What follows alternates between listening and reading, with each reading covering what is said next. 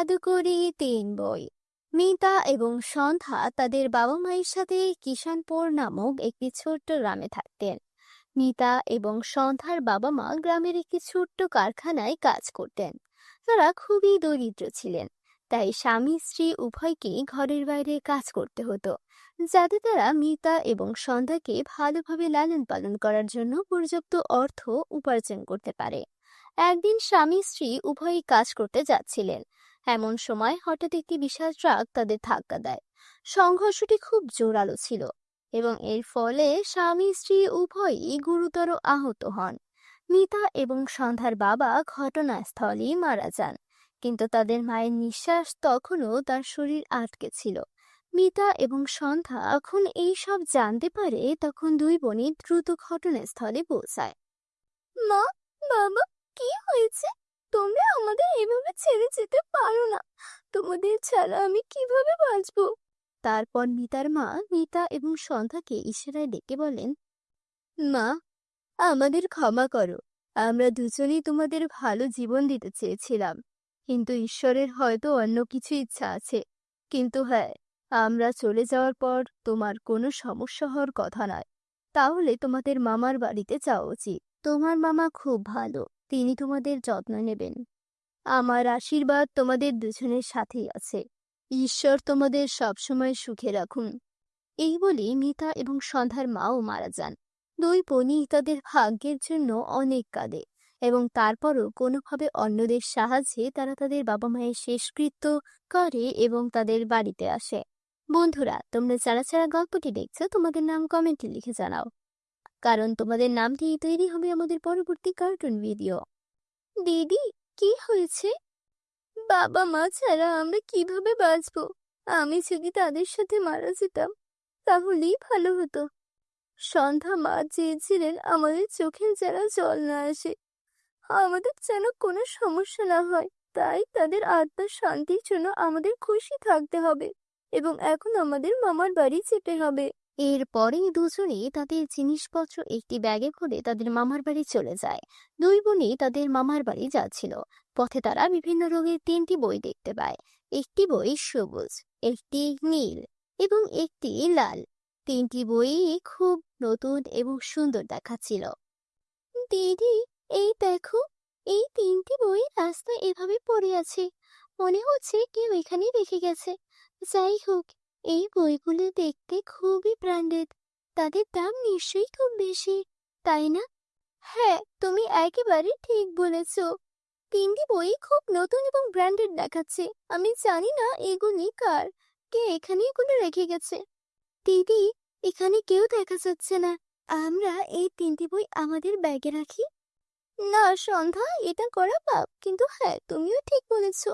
যদি এই বইগুলো এখানে এভাবে পড়ে থাকে, তাহলে কোনো চোর এখান থেকে অবশ্যই চুরি করে নিয়ে যাবে। আমরা এগুলো আমাদের সাথে নিয়ে যাচ্ছি। কে জানে, তাদের মালিক হয়তো এগুলো খুঁজে পেয়েছে। এরপর মিতা তার ব্যাগে তিনটি বই রাখে, কিন্তু দুই বোনই জানতো না যে ওই তিনটি বই সাধারণ বই নয়, বরং তাদের কাছে জাদুকরি বই আছে। কিছুক্ষণের মধ্যেই দুই বোনই তাদের মামার বাড়িতে পৌঁছে যায়। তাদের মামার কাছে সবকিছু খুলে বলে। তার বোনের মৃত্যুর সংবাদ শুনে তার মামার খুবই খারাপ লাগে। সে খুব কাঁদে। আমি এখনো বিশ্বাস করতে পারছি না যে দিদি আমাদের ছেড়ে চলে গেছে। কিন্তু তোমরা দুজনেই চিন্তা করো না, দিদি আমাকে তোমাদের দায়িত্ব দিয়েছে। আমি তোমাদের দুজনেরই ভালো যত্ন নেব। তোমরা আমার মেয়ে দিবার মতো ভালো জীবনযাপন করবে। ধন্যবাদ মামা, হয়তো সেই কারণেই মা তোমার কাছে আসতে বলেছে। তারপরে মামি বলেন, হ্যাঁ, তোমার মা মনে করেন যে এই বাড়িটি কোনো ঘর নয়, একটি এতিমখানা। তাই তিনি তোমাদের সবাইকে এখানে পাঠিয়েছে। তোমার জিভ নিয়ন্ত্রণ করো। তুমি আমার মৃত বোনের কথা বলছো। আর হ্যাঁ, এখান থেকে মিতা আর সন্ধ্যা কোথাও যাবে না। তুমি এখানেই থাকবে। আমি কাল সন্ধ্যায় শহরে যাচ্ছি, কিন্তু তোমাকে তাদের দুজনেরই ভালো করে যত্ন নিতে হবে। আমি চাই না দিদি চলে যাওয়ার পর তাদের কোনো সমস্যা হোক। সেই সময় মিতা সন্ধ্যার মামি অর্থাৎ মোহনী কিছু বলেন না, কিন্তু তার স্বামী চলে যাওয়ার পর তিনি দুই বোনকে তার ঘরে ডেকে বলেন, তোমরা দুজনেই মনোযোগ দিয়ে শোনো। এটা কোনো এতিমখানা নয় যেখানে তোমরা মাথা উঁচু করে এসেছো।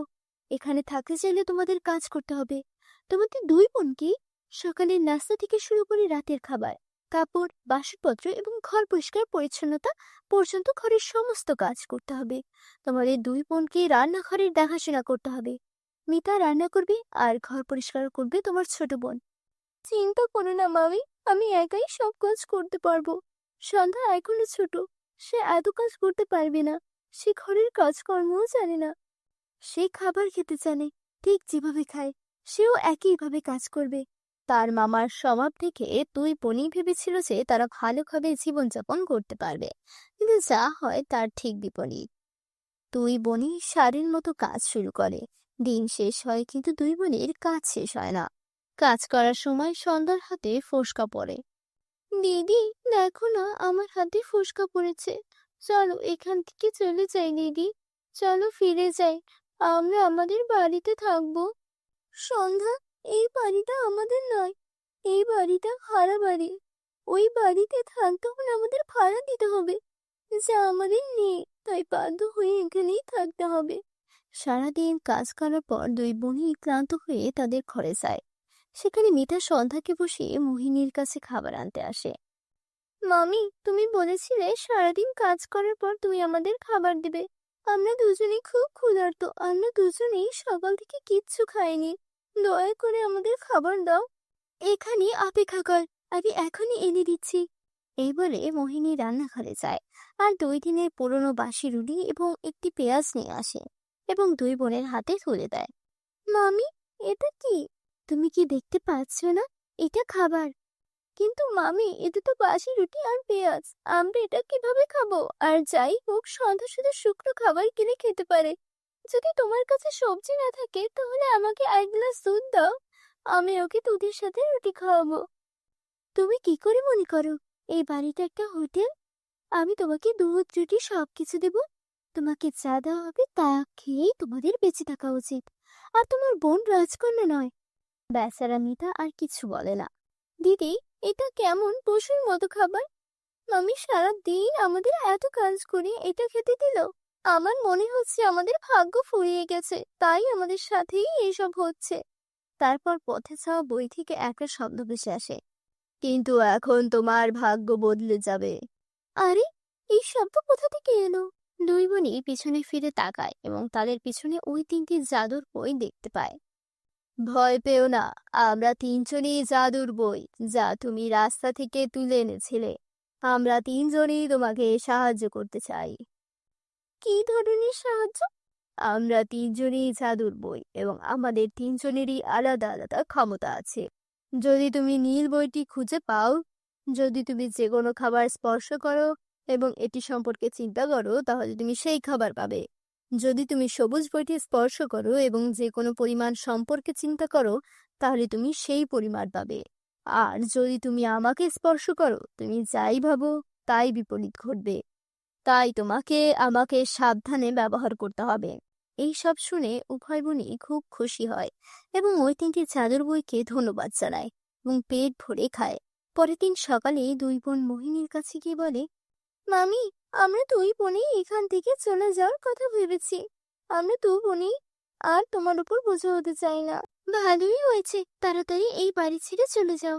দুই বোনই তাদের সমস্ত জিনিসপত্র এবং 3টি জাদুর বই নিয়ে সেখান থেকে চলে যায়। সে চলে যায় এবং তারপরেই সেই 3টি বইয়ের সাহায্যে সে একটি খুব বড় বাড়ি তৈরি করে এবং একটি ভালো জীবনযাপন শুরু করে। বন্ধুরা, যদি তোমাদের আমাদের এই গল্পটি ভালো লেগে থাকে তাহলে অবশ্যই তোমাদের বন্ধুদের সাথে শেয়ার করো। এবং হ্যাঁ বন্ধুরা, এরকম গল্প দেখতে অবশ্যই আমাদের চ্যানেলটি সাবস্ক্রাইব করো, যাতে তোমরা এরকম আকর্ষণীয় গল্প দেখতে পাও। আমি আবার তোমাদের সাথে নতুন কিছু গল্প নিয়ে দেখা করব। দেখা হচ্ছে পরবর্তী কোনো ভিডিওতে। পরিদের জাদুর ফুলের গাছ। আজ বনে একটিও ফুল দেখা যাচ্ছে না। মনে হচ্ছে মিতালির মেয়ে আবার আমাদের সামনে এসে সব ফুল তুলে নিয়েছে। দিদি, আমরা এখন কি করব? যদি আমরা ফুল না পাই তাহলে বাজারে কি বিক্রি করব? মনে হচ্ছে আজও আমাদের ক্ষুধার্ত ঘুমাতে হবে। দিদি, চলো একটু এগিয়ে যাই। হতে পারে এমন কিছু গাছ বাকি আছে যেখানে ফুল ফুটেছে। চলো না দিদি, যাই। বন্ধুরা, তোমরা যারা যারা গল্পটি দেখছো, তোমাদের নাম কমেন্ট করে জানাও। আমরা পরবর্তী গল্প তোমাদের নাম দিয়ে বানাবো। আর তোমরা অবশ্যই ভিডিওটিতে লাইক করে চ্যানেলটিকে সাবস্ক্রাইব করে দাও। দুই বোনই ফুলের খোঁজে বনের মধ্যে এগিয়ে যেতে থাকে। ধীরে ধীরে তারা দুজনে ঘন বনের সেই অংশে পৌঁছায় যেখানে কোনো সাধারণ মানুষ যেতে সাহস করে উঠতে পারে না। হঠাৎ তারা একটা হালকা আভা দেখতে পায়। ওখানে দেখো, কিছু একটা জ্বলছে। হ্যাঁ দিদি, এটা একটা সিঁড়ির মতো দেখাচ্ছে। এটা খুব সুন্দর। চলো দিদি যাই, ওখানে আমরা কাছে গিয়ে দেখি। চলো না দিদি। না, আমার এখানে ভালো লাগছে না। এই জঙ্গলে কেউ আসে না বা যায়ও না, এবং এই উজ্জ্বল সিঁড়িটি অবশ্যই কোনো না কোনো জাদু। চলো এখান থেকে ফিরে যাই, আমার এখানে ভয় করছে। প্লিজ দিদি, একবার গিয়ে দেখি। আমরা তো কিছু করব না, আমরা শুধু দেখবো এবং ফিরে আসবো। প্লিজ দিদি, প্লিজ রাজি হও, প্লিজ যাই না ওখানে। অবশেষে রিমা রাজি হয় এবং দুই বোন ধীরে ধীরে উজ্জ্বল সিঁড়ির দিকে এগিয়ে যায়। কাছে পৌঁছানোর সাথে সাথে তারা দুজনেই অবাক হয়ে যায়। সেই সিঁড়িটি আকাশের দিকে বাতাসে উপরে উঠছিল, এবং তাও স্বপ্নের মতো জ্বলন্ত আলো দিয়ে তৈরি। সেই সিঁড়ি থেকে একটি দুর্দান্ত আলো বেরিয়ে আসছিল। এটা সত্যি আকাশে উপরে উঠছে, কিন্তু এটি কোথায় যাচ্ছে? তারা দুজনেই এই কথা ভাবছিল। হঠাৎ তাদের কানে পায়েলের শব্দ প্রতিধ্বনিত হয়। মনে হচ্ছে কেউ আসছে, তাড়াতাড়ি এসো। দেখো, এখানে সেই প্রাসাদটি দেখা যাচ্ছে। চলো আমরা সেই প্রাসাদের বাগানে লুকিয়ে থাকি, কেউ আমাদের দেখবে না। হ্যাঁ দিদি, তাড়াতাড়ি এসো। চলো আমরা ওই প্রাসাদের পেছনে যাই। তারা দুই বোন প্রাসাদের কাছে বাগানে গিয়ে একটি বড় গোলাপ গাছের আড়ালে লুকিয়ে পড়ল। গাছের পাতার ফাঁক দিয়ে তাকিয়ে তারা দেখতে পেল আকাশ থেকে নেমে আসা সিঁড়িতে দুটি অতি সুন্দরী পরী ধীরে ধীরে নেমে আসছে। তাদের পোশাক ছিল মুক্তা আর রেশমের তৈরি। তাদের চুলে ছিল একটা জাদুকরী চকচকে ভাব, এবং তাদের পিঠে ছিল সুন্দর সোনালী ডানা। দুজনেই দেখতে খুব সুন্দর এবং খুব মায়াবী। দেখো চন্দ্রিকা, আজ সূর্যের আলো কত সুন্দর দেখাচ্ছে। এই পৃথিবীর সুবাস আমার খুব পছন্দ। হ্যাঁ, কিন্তু রানী আমাদের কি বলেছে মনে আছে? আমাদের বেশি দিন মানুষের জগতে থাকতে হবে না। আমাদের এখানে দ্রুত কাজ শেষ করে ফিরে যেতে হবে। এই বলে পরীরা দুজনে প্রাসাদের দিকে এগোচ্ছিল। এরা সত্যি পরী? মনে হচ্ছে আমরা পরীদের জগতে এসেছি। দিদি, এই জায়গা, এই প্রাসাদ, এই পরী, এই সবই এত সুন্দর। এসো দিদি, চলো পরীর কাছে আমরা সাহায্য চাই। আমি বইয়ে পড়েছিলাম পরীরা সব সময় গরিবদের সাহায্য করে। এসো দিদি, প্লিজ এসো। চুপ থাকো, দেখো সে আমাদের দিকে আসছে। কে? কে ওখানে? কে ওখানে? এসো, বেরিয়ে এসো। দেখো, আমরা তোমাদের কোনো ক্ষতি করব না, বেরিয়ে এসো। এই কথা শুনে তারা আর রিমা ফুলের আড়াল থেকে ধীরে ধীরে বেরিয়ে আসে, কাঁপতে কাঁপতে। তোমরা দুজনেই মানুষ, তাহলে এখানে এভাবে কি করছো? তুমি কি জানো এটা আমাদের পরীদের তৈরি একটা জাদুকরী পথ? আর তুমি এই প্রাসাদটি দেখছো? এই প্রাসাদটা আমাদের পরীদের জাদুকরী প্রাসাদ। আমরা ভুল করেছি পরী, দয়া করে আমাদের ক্ষমা করে দাও। দিদি, একবার পরীর কাছে সাহায্য চাইতে চেষ্টা করো, প্লিজ দিদি। চুপ করে এখান থেকে চলে যাও, অপেক্ষা করো। শোনো, তুমি কি আমাদের কিছু বলতে চাও? বলো, তুমি কি বলতে চাও? পরি, আমরা দুই বোন এতিম। এই পৃথিবীতে আমাদের কেউ নেই। আমরা কোনোভাবে জঙ্গল থেকে ফুল তুলে মন্দিরে বিক্রি করে বেঁচে থাকার চেষ্টা করি। কিন্তু গত কয়েকদিন ধরে মিতালি নামের একটি মেয়ে আমাদের সামনে এসে জঙ্গলের সব ফুল তুলে নেয়, যার কারণে আমরা কিছুই আয় করছি না। আমরা 2 দিন ধরে কিছুই খাইনি। তুমি কিভাবে জানো যে মিতালি জঙ্গল থেকে সব ফুল তুলে এনেছে? পরি, আমরা তা জানি না, কিন্তু মিতালি কয়েকদিন আগে আমাদের হুমকি দিয়েছিল যে যদি আমরা মন্দিরের বাইরে ফুল বিক্রি বন্ধ না করি, তাহলে সে জঙ্গল থেকে সব ফুল চুরি করবে, যাতে আমরা আর কখনো ফুল বিক্রি করতে না পারি। কি? এর মানে মিতালি জঙ্গলের সুন্দর গাছগুলোতে ওষুধ ব্যবহার করেছিল, যাতে এই গাছগুলো আর কখনো ফুল না ফোটাতে পারে। এর মানে হলো রানী মায়ের সন্দেহ একেবারেই সঠিক ছিল। এই সবই সেই দুষ্ট মেয়েটি করেছে। আচ্ছা, তোমরা দুই বোন চিন্তা করো না, আমরা পরীরা সবসময় ভালো মানুষকে সাহায্য করি। তুমি কি এই প্রাসাদটি দেখো? এই প্রাসাদের ভেতরে যাও এবং যত খুশি সোনা রূপা নিয়ে যাও। না পরী, আমরা সোনা রূপা চাই না। আমরা শুধু প্রতিদিন তাজা ফুল বিক্রি করতে চাই। আমরা এতেই বেঁচে থাকবো, কারণ আমাদের মা সব সময় কঠোর পরিশ্রম করে জীবিকা নির্বাহ করতে শিখিয়েছেন, এবং আমরা দুই বোনই আমরা আমাদের কঠোর পরিশ্রম করে জীবনযাপন করতে চাই। যদি তুমি আমাকে কিছু দিতে পারো, তাহলে আমাকে একটি সুন্দর গাছ দাও পরি। হ্যাঁ পরি, দিদি একেবারে ঠিক বলছে। ও বাহ, তুমি খুব ভালো আর তোমার মনও খুব ভালো। এই প্রাসাদের প্রথম গেটে তুমি একটি খুব সুন্দর জাদুকরী ফুলের গাছ পাবে। এই ফুলগুলো কখনো স্নান হবে না এবং কখনো শেষ হবে না। তুমি এটা নিয়ে তোমার উঠোনে লাগাও, তোমরা কখনোই ফুলের অভাব হবে না। আর দূর দূরান্ত থেকে মানুষ তোমাদের ফুল কিনতে আসবে। তোমাকে অনেক ধন্যবাদ পরি। এই বলে দুই বোনে ওই জাদুকরী প্রাসাদের প্রথম গেটের কাছে যায়। তারপর তারা দেখতে পায় যে সেখানে একটি খুব সুন্দর ফুলের গাছ লাগানো হয়েছে এবং কাছে প্রচুর সোনা রূপার মুদ্রা রাখা আছে। তারপর হঠাৎ সোনা রূপার মুদ্রা থেকে একটি আওয়াজ ভেসে আসে। আরে, এটা কি?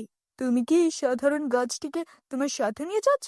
আরে, যদি তোমাকে এটা নিতেই হয় তাহলে আমাদেরও তোমার সাথে নিয়ে যাও। আমরা ওই জাদুকরি প্রাসাদের জাদুকরি মুদ্রা। আমরা তোমার দারিদ্র্য চিরতরে শেষ করতে পারি। আর আমরা তোমাকে এত ধনী করতে পারি যে তুমি তোমার পুরো জীবন আরামে কাটাতে পারো। চলো, আমাকে তাড়াতাড়ি তোমার সাথে নিয়ে যাও। না না, আমরা টাকা চাই না।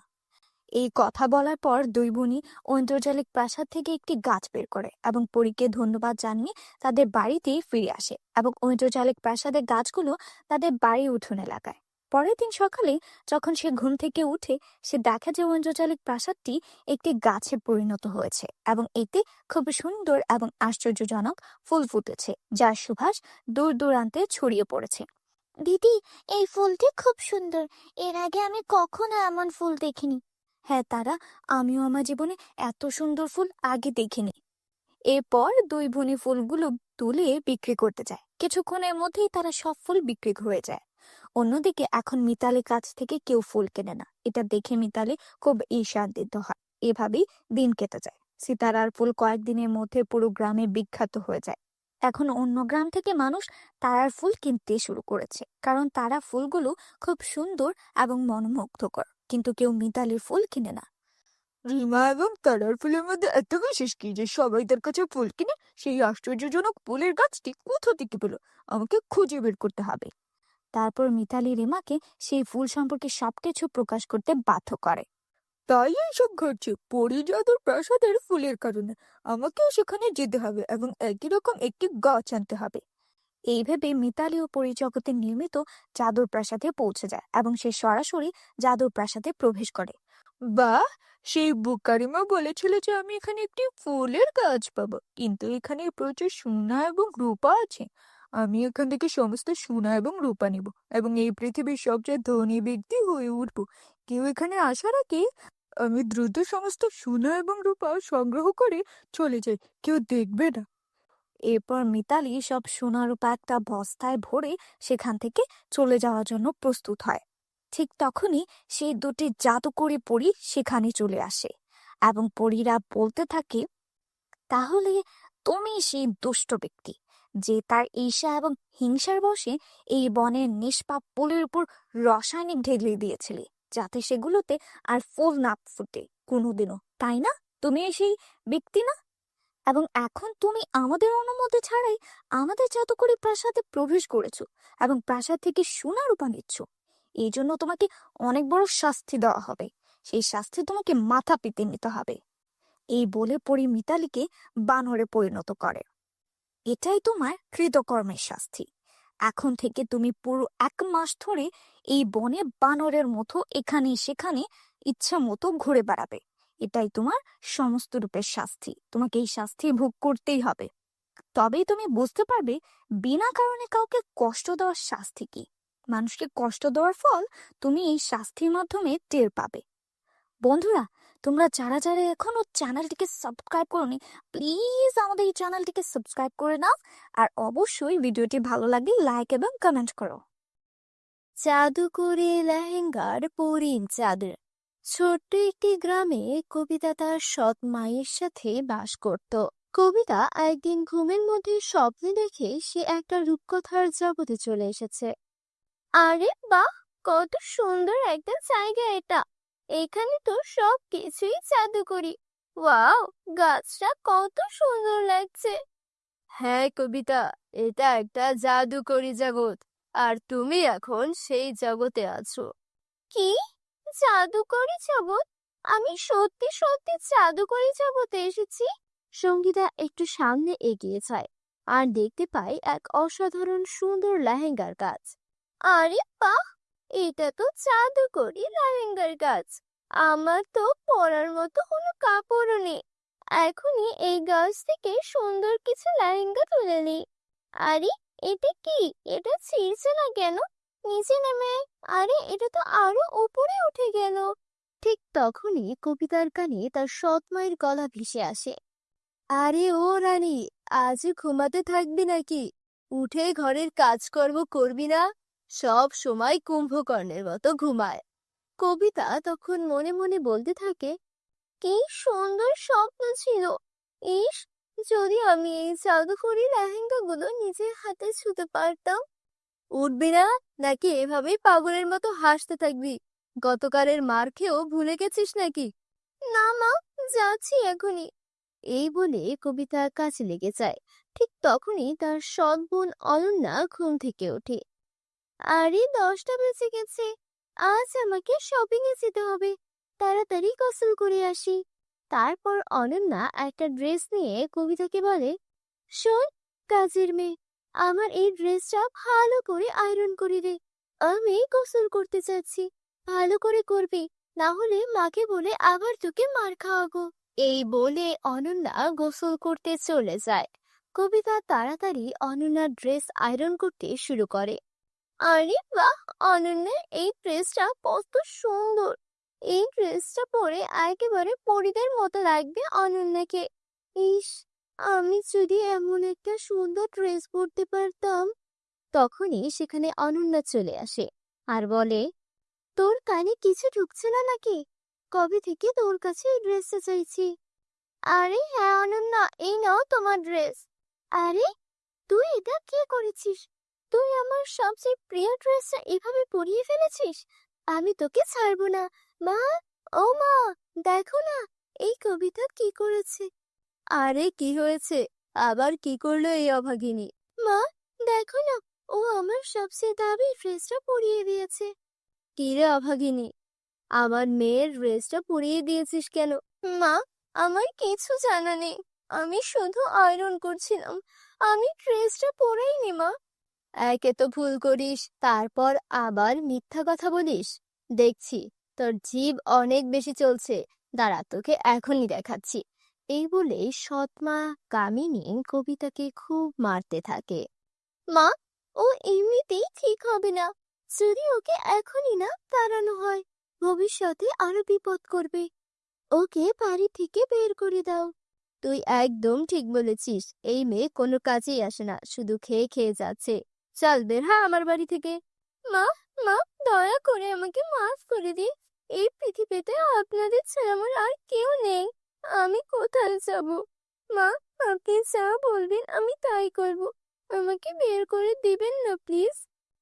মা, ওর কথায় বিশ্বাস করো না, না হলে আবারও এই ভুল করবে। ঠিক আছে, আমি তোকে এক শর্তে এই বাড়িতে থাকতে দেব। তুই বাইরে গিয়ে কাজ করবি আর নিজের উপার্জনের টাকায় আমার মেয়ের জন্য একদম সেই রকম ড্রেস কিনে আনবি। তখনই আমি তোকে এই বাড়িতে আবার থাকতে দেব। আমি এখন কোথায় যাব? কিন্তু আমি বুঝতে পারছি না, ড্রেসটা তো আমি পরাইনি।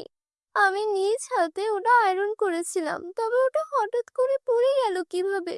এখন আমি সেই রকম আরেকটা ড্রেস কোথা থেকে আনবো? কবিতা সারাদিন কাজ খুঁজে এখানে ওখানে ঘুরে বেড়ায়, কিন্তু কোথাও কাজ পেল না। এক দোকানদারের সামনে গিয়ে বলে, মালকিন, আপনার দোকানে কোনো ছোটখাটো কাজ পাবো কি? না, এখন এখানে কোনো কাজ নেই। কে জানে কাজের অজুহাতে দোকান থেকে কিছু চুরি করে পালিয়ে যাবে নাকি। তোর চেহারা তো ঠিক ভিখারিনীর মতো, চল এখান থেকে। সবার কাছ থেকেই কবিতা অপমানিত হয়। এভাবেই সন্ধ্যা নেমে আসে আর ক্লান্ত হয়ে সে মাটিতে বসে। তীব্র ক্ষুধায় তার পেট কাঁপছে। ক্ষুধার জন্য মনে হচ্ছে পেটের মধ্যে ইঁদুর দৌড়াচ্ছে। আমার তো 1 টাকাও নেই, এখন আমি কি করব? ঠিক তখনই তার কানে মন্দিরের ঘন্টার শব্দ আসে। লাখ লাখ ধন্যবাদ ভগবান, তুমি আমার খাবারের ব্যবস্থা করেছো। তারপর ববিতা মন্দিরে গিয়ে কিছু প্রসাদ নেয় আর এক গাছের নিচে বসে খেতে শুরু করে। সে প্রথম লোকমাতে মুখে তুলতেই যাচ্ছিল, তখন এক বৃদ্ধ ভিখারি এসে বলে, মেয়ে, আমি অনেক দিন ধরে কিচ্ছু খাইনি, আমি খুব ক্ষুধার্ত, একটু খেতে দে মা, তোর দোয়া লাগবে, আমাকে সাহায্য কর মা। মা, এই নিন, এই খাবার আপনি খান। বেঁচে থাক মা, ভগবান যেন তোমার সব সময় সাহায্য করে। এই করে বৃদ্ধ ভিখারিনী চলে যায়। কবিতা মন খারাপ করে হাঁটতে শুরু করে। তখনই সে দেখতে পায় এক হরিণী তার আশেপাশে লাফাচ্ছে।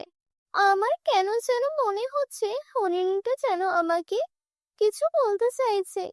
প্রিয় হরিণী, শান্ত হও, বলো আমি কিভাবে তোমার সাহায্য করতে পারি।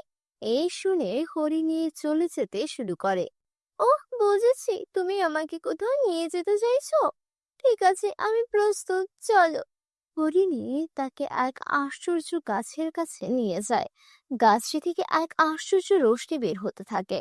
দেখতে দেখতে সেই গাছটি জাদুকরি লেহেঙ্গার গাছে রূপান্তরিত হয় আর হরিণীটি এক সুন্দর পরীতে রূপ নেয়। হায় পেও না কবিতা, তুমি এবার স্বপ্ন দেখছো না, এটা বাস্তব। কি? আমার স্বপ্নের জাদুকরি লেহেঙ্গা, এটা সত্যি কিভাবে হতে পারে? হ্যাঁ কবিতা, যারা সৎ ভালো মন নিয়ে স্বপ্ন দেখে তাদের স্বপ্ন একদিন সত্যি হয়। তুমি সব সময় অন্যদের সাহায্য করেছো, আর যারা অন্যকে সাহায্য করে তাদের সাহায্য করতেই আমরা কোনো না কোনো রূপে ফিরে আসি। কবিতা, জাদুকরি গাছটা অদৃশ্য হওয়ার আগে তুমি তোমার জন্য একটি সুন্দর লেহেঙ্গা নিয়ে নাও। কিন্তু পরে আমি এই লেহেঙ্গাটা নিতে পারি না, আমার বোন অনন্যার জন্য ঠিক এমনই একটা লেহেঙ্গা দরকার। ওর প্রিয় লেহেঙ্গাটা আমার ভুলে পড়ে গিয়েছিল। সাদাসিধে কবিতা, সেই ড্রেসটা তুমি পরাওনি। তুমি যখন সেটা আয়রন করতে অনন্যাকে পরতে দিয়েছিলে, ঠিক তখনই সে ওটা পাল্টে দিয়েছিল, যাতে সে তোমাকে বাড়ি থেকে বের করে দিতে পারে। কি? অনন্যা আমার সঙ্গে এমন করলো কেন? চিন্তা করো না, সব ঠিক হয়ে যাবে। এই নাও অনন্যা ড্রেস। এখন তুমি গাছ থেকে নিজের জন্য একটা সুন্দর লেহেঙ্গা নিয়ে নাও। তারপর কবিতা লেহেঙ্গা নিয়ে করিকে ধন্যবাদ জানায়। ধন্যবাদ জানিয়ে বাড়ি ফিরে আসে। তুই কোথা থেকে এলি? তোর হাতে এত সুন্দর লেহেঙ্গা কোথা থেকে এলো? অনন্যা, এই লেহেঙ্গা আমার, এটা আমাকে জাদু করে পরে দিয়েছে। আর এই নাও তোমার ড্রেস।